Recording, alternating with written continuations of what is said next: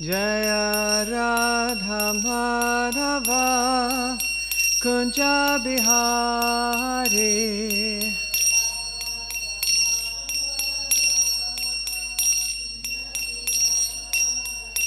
Jaya Gopi Janavallabha Girivaradari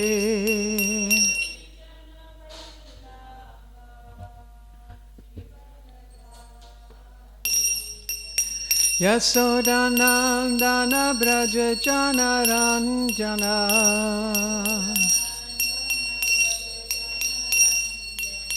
Yamunatira Vanachari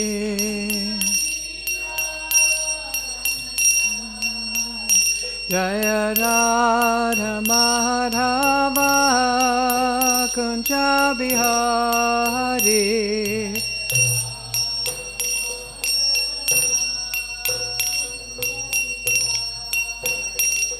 Jaya Gopi Janavallabha Girivaradari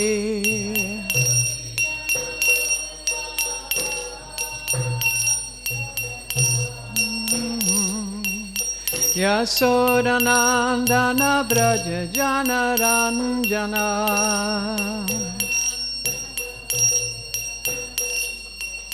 Yasodanandana Braja Janaranjana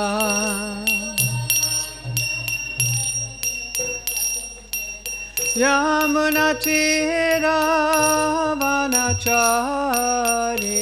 Thank you. You don't need to write it up. I've got it on the screen. Yamunatira Vanachari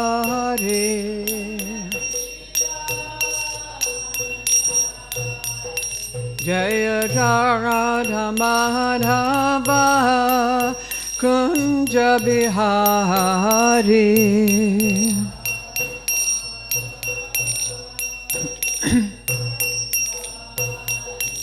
Jaya Radha Madhava Kunja Bihari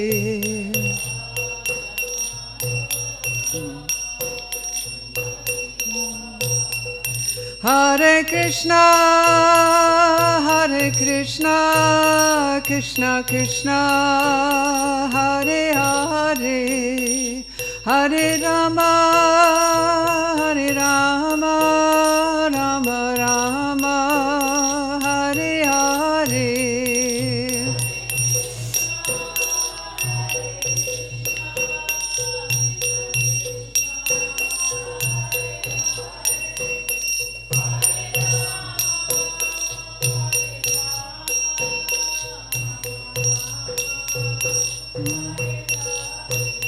Jaya Prabhupada, Prabhupada, Prabhupada, Jaya Prabhupada.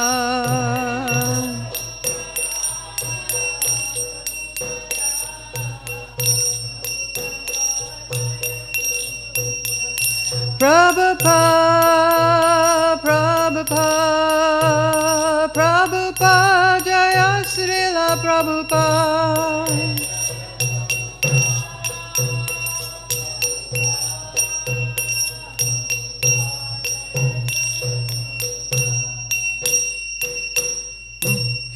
Jayam Vishapad Paramahamsa Parivirajakatara Asatara Satahi Saranga Shila A.C. Bhaktivedanta Swami Shila Prabhupada Ki Jai.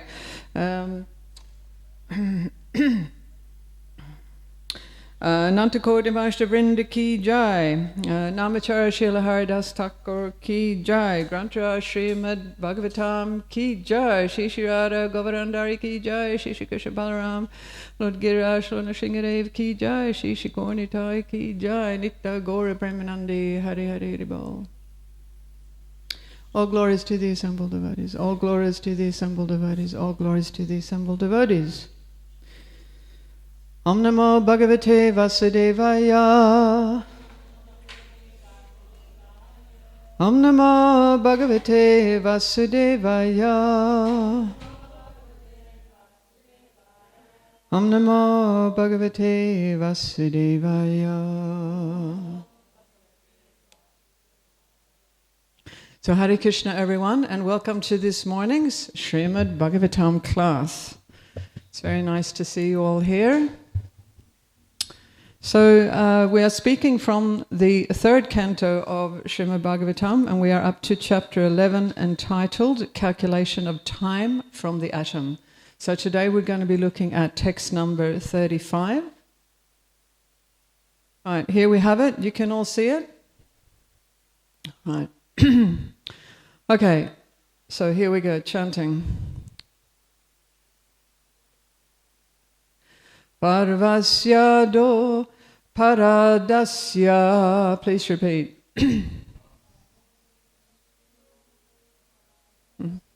Brahmanama mahan abut. Kalpayatra bhavad brahma.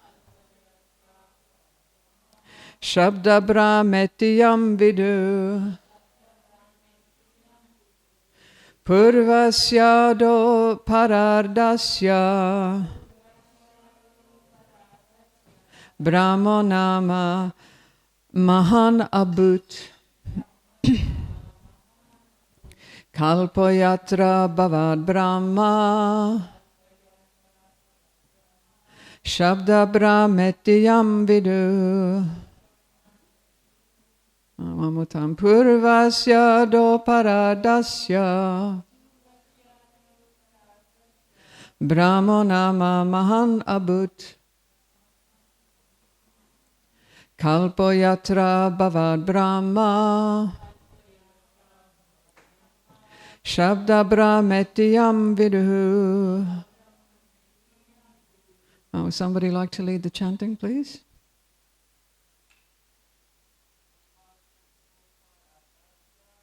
Purvasya do paradasya. Brahmanama mahamabhut. Kalpayatra bhavad brahma. Shabda brahmetiyam vidu. Purvasya do paradasya. Brahmanama mahan adbhut. Kalpayatra bhavad brahma. Shabda brahmetiyam vidu. Purvasya do paradasya.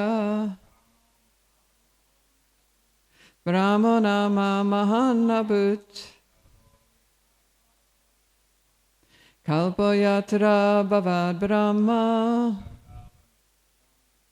Shabda brahmetiyam vidu. Some of the ladies, yeah.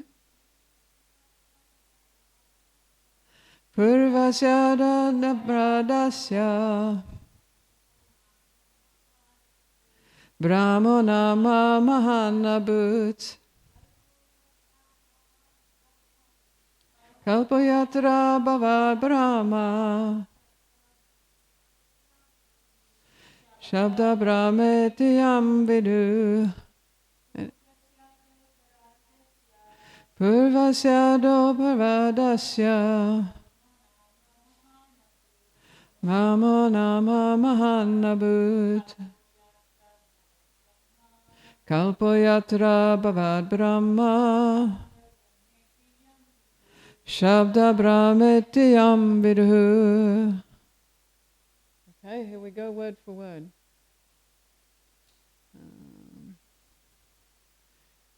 Excuse me, Tara. Would you mind grabbing me the Bhagavad Gita on top of the bookcase there? Just bring it with a piece of paper in it. Okay, here we go. The synonyms, word for word. Right. Thank you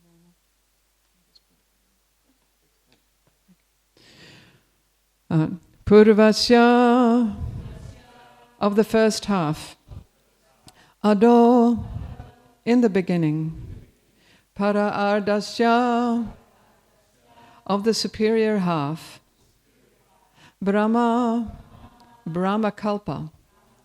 Nama, of the name. Mahan, very great. Abhut, was manifest. Kalpa, millennium. Yatra, whereupon. Abhavat, appeared. Brahma, Lord Brahma. Shabda Brahma iti, the sounds of the Vedas. Yam, which. Vidu, they know. And here we have the translation. Right. In the beginning of the first half of Brahma's life, there was a millennium called Brahma Kalpa, wherein Lord Brahma appeared. The birth of the Vedas was simultaneous with Brahma's birth. Right, translation, please repeat. In the beginning of the first half of Brahma's life, there was a millennium called Brahma Kalpa, wherein Lord Brahma appeared. The birth of the Vedas was simultaneous with Brahma's birth. Right, and here we go, the purport. Purport by Srila Prabhupada Ki Jai. It's not a very long purport. Okay. According to Padma Purana, Prabhash Kanda, in 30 days of Brahma, many kalpas take place, such as the Varaha Kalpa and Pitri Kalpa. 30 days make 1 month of Brahma, beginning from the full moon to the disappearance of the moon. 12 such months complete 1 year, and 50 years complete 1 pararda, or 1/2 the duration of the life of Brahma. The Sveta Varaha appearance of the Lord is the first birthday of Brahma. The birth date of Brahma is in the month of March, according to Hindu astronomical calculation. This statement is reproduced from the explanation of Srila Vishwanatha Chakravarti Thakur. Jai Srila Prabhupada Ki Jai.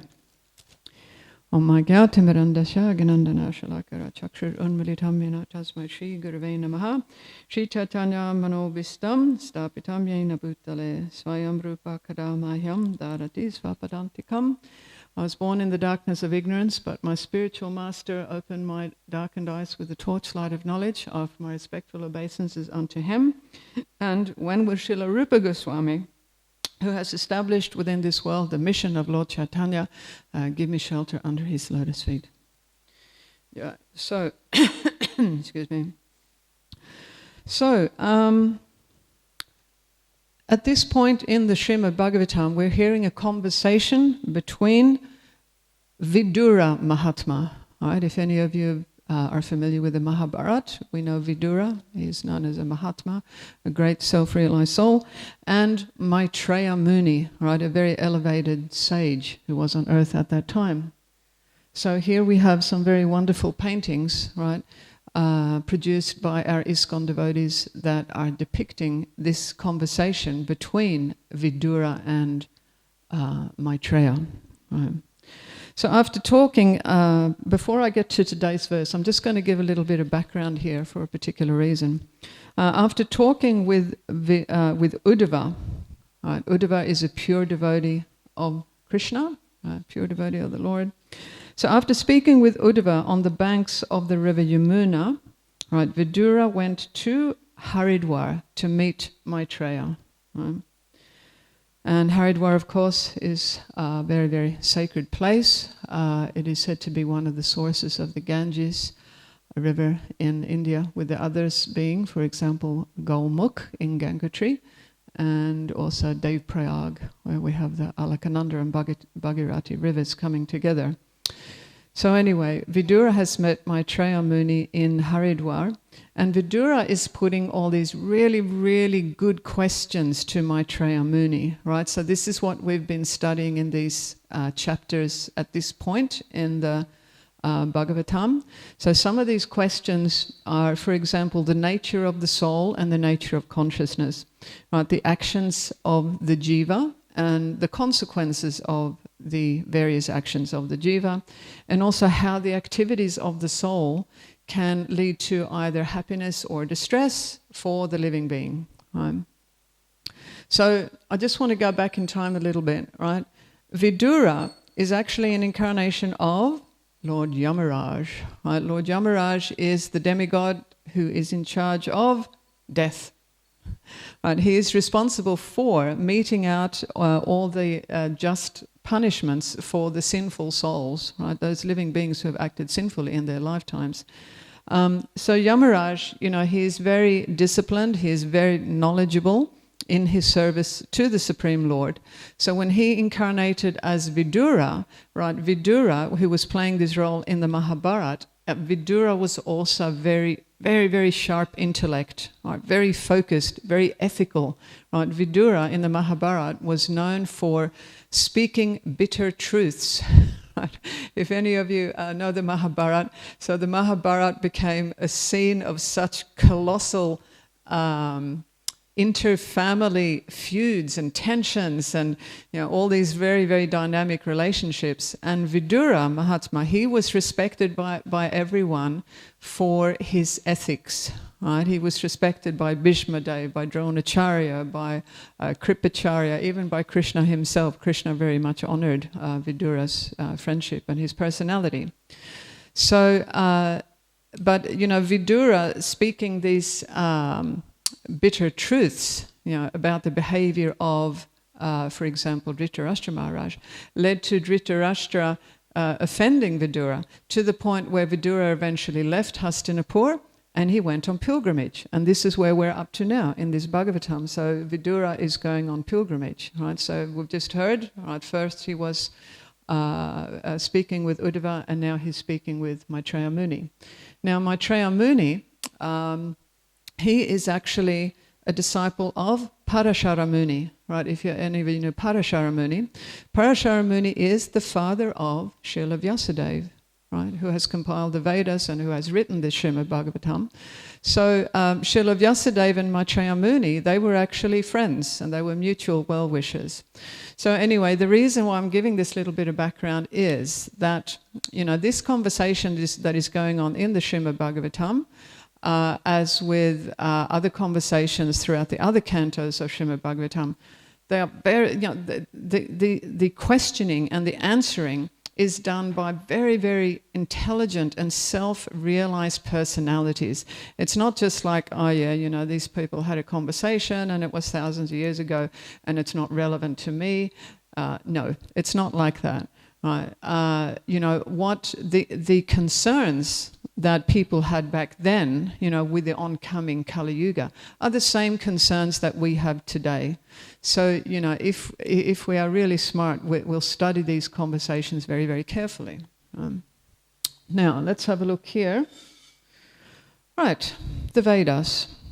So in today's verse, we are hearing how the Vedas appeared at the same time as Lord Brahma, right? Because Lord Brahma, he was the first being that appeared within the universe, and so therefore he was the first living being to receive the Vedas. He received the Vedas in his heart from Krishna, right? Krishna transmitted the Vedas to the heart of Lord Brahma. And in the Vedas, we hear that Lord Brahma is not, he wasn't born or he didn't appear in the same way that we all appear. So Lord Brahma is Jiva Tattva, like us, right? He's not on the level of Krishna. Krishna and his direct expansions are known as Vishnu Tattva personalities. But Lord Brahma is actually Jiva Tattva, so he's materially embodied, just like we are. He is in the material atmosphere. But his experience is a little bit different because, as Ramay Maharaj was explaining yesterday, Lord Brahma is situated in Brahma Loka, otherwise known as Satyaloka, and there you have the subtle matter. You don't have the gross matter. But in any case, so Lord Brahma appeared on a lotus flower that had sprouted from Garbhodakashayi Vishnu's navel. Right, so when we first hear of these fantastic things, yes, it seems a little bit difficult to understand, but we have to, like if we realize that in our sort of Kali Yuga mentality here, we're very, very limited. Our perceptual capacity is extremely restricted. So it's very difficult for us to understand that there are phenomena that are possible that we are just not witnessing today, and that we also find very, very difficult to understand. Right? So when Krishna decides to manifest the material universes, right? Srila Prabhupada says in one purport, he says something like, from time to time, when Krishna decides that, okay, I want to establish the material universes for a period of time, then Krishna expands into 3 different Lord Vishnu incarnations, right? So the first of them is Mahavishnu, otherwise known as Karanadokashaya Vishnu. So Karanadokashaya Vishnu, he lies down in the Karana ocean, right? That's the causal ocean, and he breathes out innumerable universes, right? Then, as the second Vishnu incarnation, this is Garbhodakashaya Vishnu, he enters into each universe, and in the lower half of each universe, he lies down in the Garbhodaka ocean, which is actually his own perspiration, the salty water. And then from there, Lord Brahma appears on the lotus flower, which is sprouting from his navel. Now, just before we go on, the third Lord Vishnu incarnation is Kshirodakashaya Vishnu. Right, so Kshirodakashaya Vishnu appears as the local Vaikuntha sort of manifestation with each of the universes. Right? This is getting a little bit into cosmology, so I won't speak too much about that, but Kshirodakashaya Vishnu, he expands as Paramatma. Right? So Paramatma is present in the heart of every living being, and Paramatma, the super soul, is also present within every atom, within every single atom within the universe. So, in any case, getting back to Lord Brahma, because Brahma is not born in the same way that we all are, he is known as Atmabhu. Right? Atmabhu means, literally, it means self-born, which just means that he is not dependent on, parents and conception in the way that the rest of us are. So now, even though Lord Brahma is called the creator of the universe, right, he is he's only able to create by the power of Lord Vishnu. Right? So actually, Lord Brahma is the secondary creator, right? So just like a gardener, he might take some soil, he might take some seeds, and he takes some water, and then he'll put the seeds in the soil and he'll water it, and up comes the plant. So similarly, Lord Brahma is dependent on the material elements coming from Lord Vishnu, coming from Krishna, right? So therefore, he is actually the secondary creator. And now, so, okay, Lord Brahma, he is Jiva Tattva, and he is actually, apart from Lord Shiva and Lord Vishnu, he is actually above the other demigods, right? We know that there's many, many demigods. I think the number is 33 million demigods. So Lord Brahma is at the head, in his position, he is serving as the leader of the demigods. And Srila Prabhupada says is that his main qualification is that he actually understands himself to be a servant of the Supreme Lord. Right? He understands his constitutional position. Right? A little thing here. I'll see if I can try and get this up without losing the picture here. Oh, very good. Yeah. Oops, daisy. Yeah. Oh, yeah. Oh.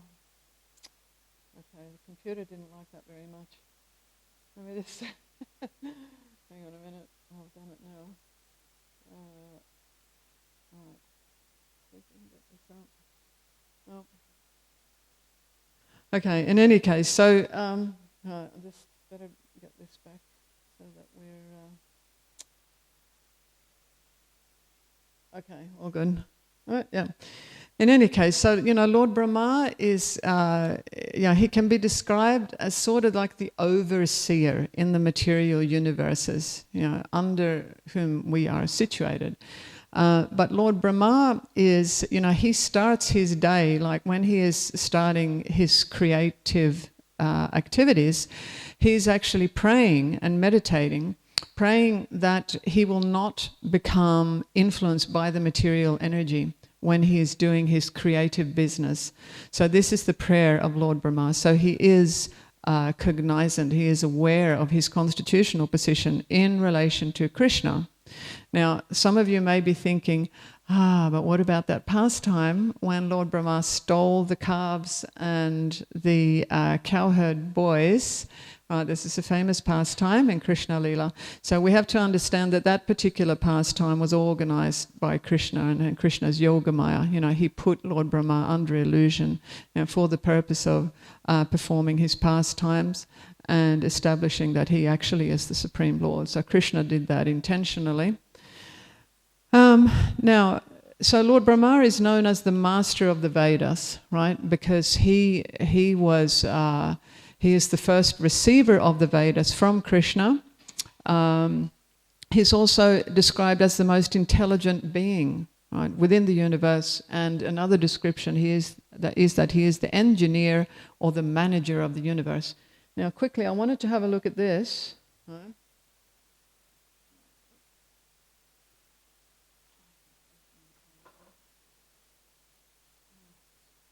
So, just on this point of, Lord Brahma being described as the master of the Vedas, right, we hear in the Bhagavad Gita, in chapter 15, text 15, right, Krishna declares that I am the knower of the Vedas.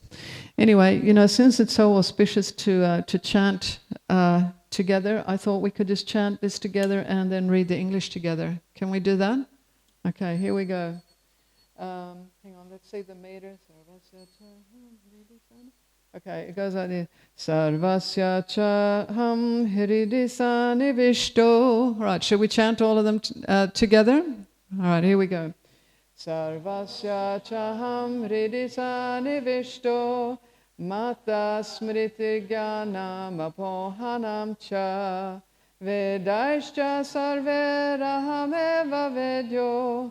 Vedanta Kridveda Videvachaham. Thank you, very nice. And the English, we can read it all together. I am seated in everyone's heart, and from me come remembrance, knowledge, and forgetfulness. By all the Vedas I am to be known. Indeed, I am the compiler of Vedanta, and I am the knower of the Vedas. So, according to this wonderful shloka, which is one of my favorites, Krishna is declaring that, the Vedas are coming from him. He is the knower of the Vedas. He is the source of the Vedas.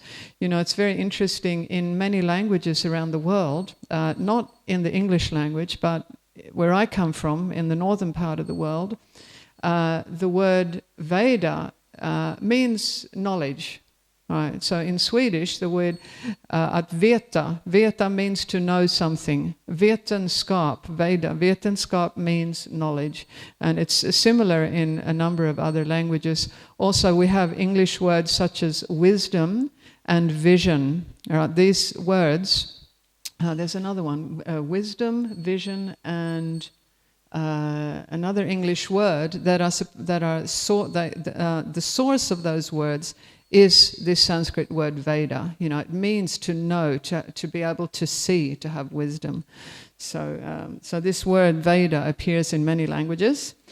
So I just wanted to mention a couple of things from this purport, right? So in Srila Prabhupada's purport to this verse, Prabhupada is saying that required knowledge is supplied to the living being, right? In other words, this knowledge that is contained within the Vedas, this should be understood to be knowledge that is required for all of us here, right? All living beings who are materially embodied and who need assistance in, coming out of this material misery that we are stuck in. Right? Another sentence that Srila Prabhupada writes in this purport is he says, the Vedas give the right direction to people so that they can properly mold their lives and come back to Godhead, back to home. So this is actually the overarching goal of all the Vedas. It's actually to transcend the material realm and to find our way back to the Vaikuntha planets, of which Goloka Vrindavan is the topmost planet, right? The word Vaikuntha means without anxiety. So at the moment we are in anxiety, so we want to rise above the difficulties of material life. And the very last sentence I wanted to draw your attention to in this purport, Prabhupada says, by understanding Vedic literature, one can understand his relationship with the Supreme Personality of Godhead. By performing the different processes, one can approach him. And at the end, one can attain the supreme goal, who is no other than the Supreme Personality of Godhead, Krishna. In this verse, the purpose of the Vedas, the understanding of the Vedas, and the goal of the Vedas are clearly defined. So this is a very, very wonderful verse in the Bhagavad Gita. Now, let's go on from here. Right, so Srila Prabhupada has commented that, like Lord Brahma, he is powerful by dint of his devotional service unto the Lord. Right, so Lord Brahma is actually a spiritually advanced personality. Right? And like other spiritually advanced devotees of the Lord, Lord Brahma is always thinking about the welfare of other living beings. Right? This is also a characteristic of Lord Shiva. Right? Lord Shiva, he is so many people assume so many things about Lord Shiva, and actually also about Lord Brahma. There are so many visual depictions of Lord Shiva sitting in meditation, with his eyes half closed, and he's got snakes around his neck, and so people might be thinking, well, he's just sitting there in meditation, but actually, no, this is not so. Lord Shiva, just like Lord Brahma, they are very concerned for the materially conditioned beings within the material universes, and so they are acting to alleviate their suffering in which way is possible. So let me have a look here. So another description of Lord Brahma is that he is the original spiritual mentor, right, of everyone within the material universes. So but we can understand Krishna has entrusted him with the Vedas, which are in turn described as the sum total of all knowledge. This is very important. There are so many branches of knowledge, so many different types of knowledge that we can have access to, so many different types of information that we can have access to today, especially now that digital technology has come in. But actually, the knowledge that has value and the knowledge that has some relevance to us, to our best interests, shall we say, our best self-interest, and to the best interests of all living beings, that is the knowledge that is contained in the Vedas. And that's not going to change. Like even say in 500 years from now, let's imagine that this strange age of plastic and technology that we are living in currently, let's just assume that it is going to keep developing the way that it is, and we're going to have so many material conveniences, isn't it? Right, in today's age. So all of this technology, it's being put forward, and it's more convenient to do it this way. It's more convenient, and things are faster, and we have faster access, and da da da da da da da. This is all part of the material energy offering us different ways to be comfortable in the material energy, right? But regardless of how sophisticated all of these developments are going to become, and they will become more and more developed, still the Vedas as they are, the Bhagavad Gita as it is, right, This is actually the knowledge that we are seeking for, that it is the knowledge that the soul is yearning for, even though we may not even notice it within ourselves, because a lot of the time we're just running around and doing so many things in our lives. But this is actually what the soul is desiring and needing, and this is actually what will make us happy on the spiritual platform. So Lord Brahma, he's been entrusted with this knowledge, and in turn he is seeing to it that the Vedic knowledge is disseminated everywhere through his various representatives, right? So we have, of course, like in our sampradaya, right? Our sampradaya is known as the Brahma Madhva sampradaya, or Brahma Madhva Gaudiya sampradaya. This is a sort of an overview of our disciplic succession, and we can see it goes all the way back to Krishna and then Lord Brahma. Right? So Lord Brahma, one of his duties is to disseminate the teachings of the Vedas. And he does this through his various representatives and through his various offspring, we could say, all the sages and all the enlightened souls that he has assigned specific tasks to, which we can read about at the start of the Srimad Bhagavatam.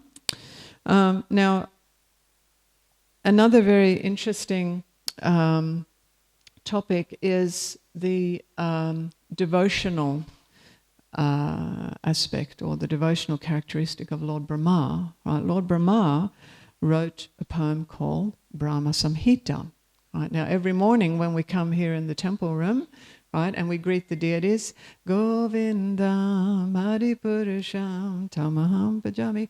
So what we are singing every morning, that's just 2 verses from the 5th chapter of Brahma Samhita. So what happened was Lord Caitanya, Sri Chaitanya Mahaprabhu 500 years ago, he discovered one chapter of the full Brahma Samhita. It is said that the full Brahma Samhita is actually 100 chapters, right? But Lord Caitanya found one chapter. This is chapter 5. This is why, if you go online or if you read the Brahma Samhita, you will see it is, all the verses, they are numbered 5, 5.1, 5.2, right? Because this is what we have today is only the 5th chapter of Lord Brahma's Brahma Samhita. So in total there's 100 chapters.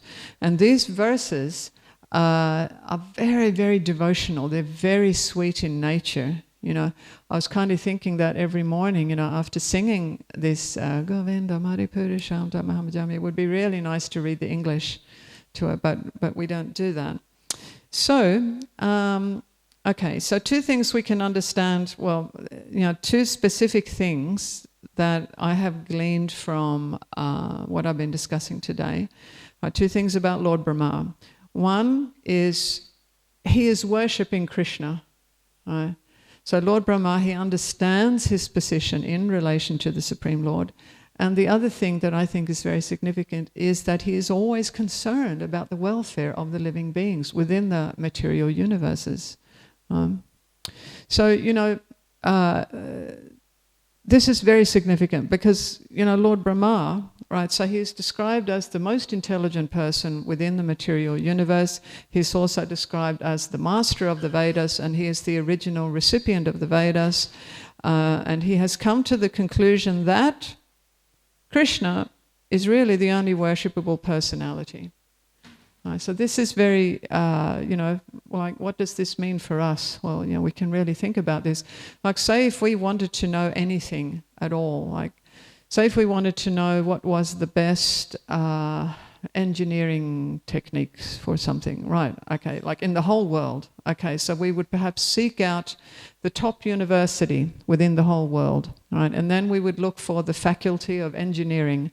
And then within that faculty, we might look at the top professors who are teaching engineering. And amongst all of those top professors, right, okay, we might find the very, very best one who is recognized by everyone as being the most knowledgeable about engineering.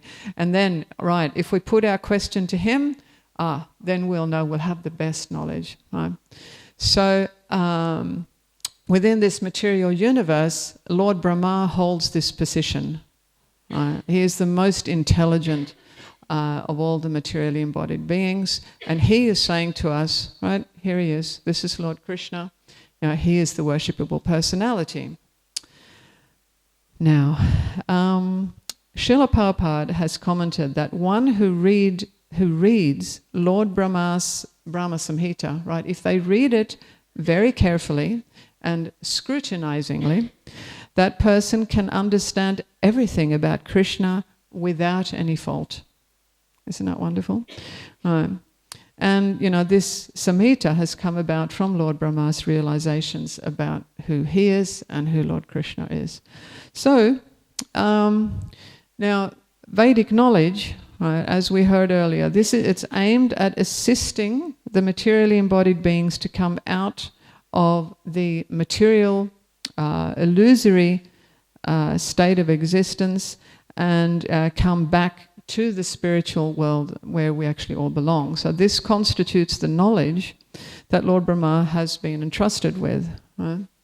Now I'm just wondering, we've only got about 7 minutes left. I probably don't have time to finish everything that I had prepared, but let's have a look here. I can jump forward a little bit. Right. The Vedas, yes, they are aimed at elevating the consciousness of the living beings so that the living beings can understand themselves better in relation to the Supreme Lord, and also to understand their own circumstances here in the material universes.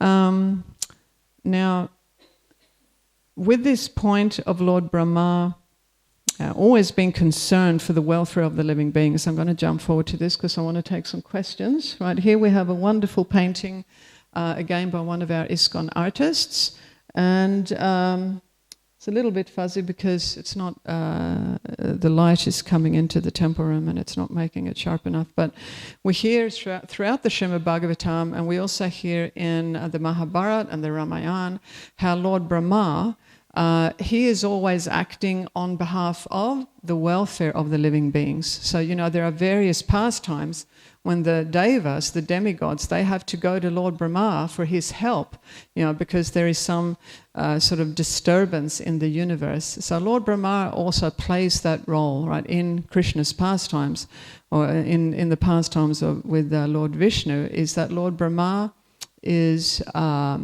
supporting the efforts of the demigods to establish peace within the material universes. Okay, I'm going to finish on this point, and then I'm going to ask if anyone has a question. One thing, right? Self-realized souls like Lord Brahma, they do not actually desire to be worshipped for themselves, right? Their desire is that those who are caught up in this material illusion that we are currently caught up in, their desire is that those living beings actually come out of the illusion of material life and eventually make their way back to Godhead. Right?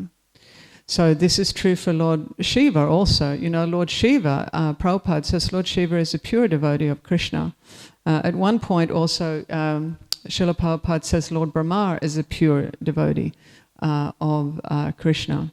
So as Vaishnavas, right, we do not actually worship Lord Brahma, right, in the way that we worship the Supreme Lord, Krishna, but rather we acknowledge Lord Brahma as one of the 3 guna avatars, right? I found this absolutely beautiful ancient drawing of our 3 guna avatars, right? So Lord Brahma on the left, he is in charge of the material quality known as passion. Right, and then we have Lord Vishnu in the middle. He's in charge of Sattva Gun, the material mode of goodness. And then we have Lord Shiva in charge of the material mode of ignorance. Right. So we acknowledge Lord Brahma as a guna avatar. We also acknowledge him as being the secondary creator within this universe. He is the leader of the demigods in universal affairs, right, within the material universes, and also he's recognized as a spiritual type of mentor who, for those who are seeking to find a way out of the entanglement of material life. All right, so I'm going to stop there because we've only got a few minutes, and I'm just wondering if anyone has a question like about what I've been speaking about today, or if not what I've been speaking about today, perhaps someone has a question about something else. Yes. Oh yeah, yes, we have a microphone. It's coming, yeah.